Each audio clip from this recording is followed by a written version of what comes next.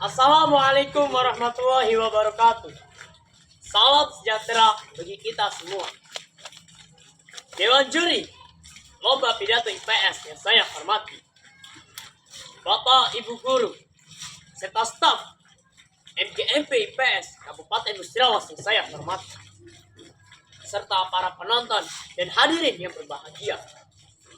Pertama-tama, marilah kita panjatkan puja dan puji syukur kita atas kehadiran Allah Subhanahu wa Ta'ala, Tuhan yang Maha Esa, yang telah memberikan limpahan karunia dan nikmatnya kepada kita.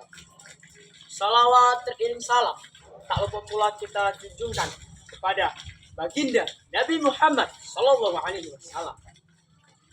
Sebelumnya, perkenalkan saya Tegar Arsa Al-Fauzi, perwakilan SMP Negeri B Srikato. Pada kesempatan kali ini, saya akan menyampaikan pidato saya yang berjudul Kokohnya Pancasila Hingga Tak Tergantikan. Hadirin yang saya hormati, 79 tahun kita sudah merdeka. 79 tahun kita sudah menjadi bangsa yang berdaulat. Tentunya selama itu Pancasila telah menjadi dasar negara dan tidak ada yang dapat menggantikannya. Tentunya hal tersebut tidak terlepas dari perjuangan para pahlawan yang telah mengorbankan segenap jiwa dan raga mereka demi mempertahankan Pancasila.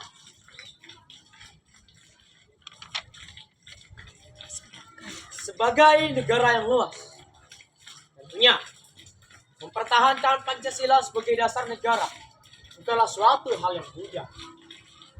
Faktanya, sejarah mencatat banyak peristiwa pemberontakan suatu organisasi yang ingin menggantikan Pancasila dengan ideologi yang lain. Salah satu yang paling terkenal adalah peristiwa Gerakan 30 September Partai Komunis Indonesia, yang pada dasarnya ingin menggantikan Pancasila dengan ideologi komunis. G30 SPKI adalah gerakan pembantaian, penculikan, pembunuhan 6 jenderal, 1 perwira. 6 jenderal, 1 perwira militer Indonesia. G30 SPKI dimotori oleh Dipa Nusantara ID, pemimpin terakhir Partai Komunis Indonesia. DNID sangat mendukung konsep krusial, yakni if everything depends on the communists, we want to follow the peaceful way. Jika segalanya bergantung pada komunis, kita harus menyelesaikan dengan cara perdamaian. G30 SPKI sesuatu yang tidak asing bagi kita.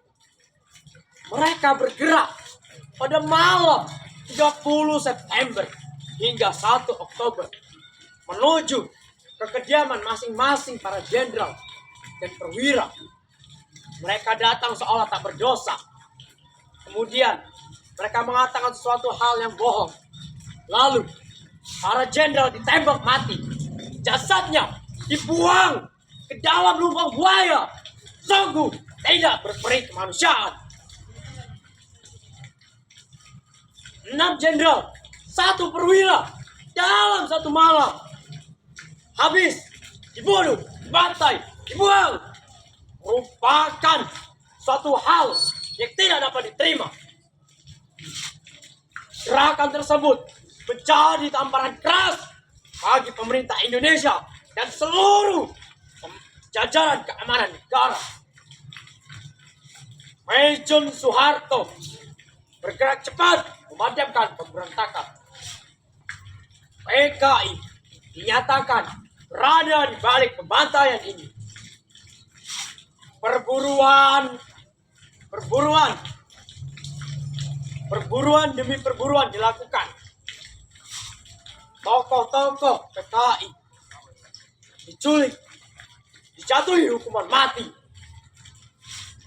Seluruh jajaran serta simpatisannya ditangkap diadili, kemudian juga dijatuhi hukuman mati.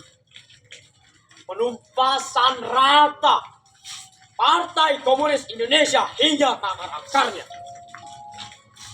PKI telah dinyatakan dihilangkan dari negara Republik Indonesia. Sebagai pelajar. Sebagai pelajar, kita patut mencontoh nilai-nilai semangat para pahlawan. Pahlawan kita tidak pantang menyerah demi mempertahankan Pancasila.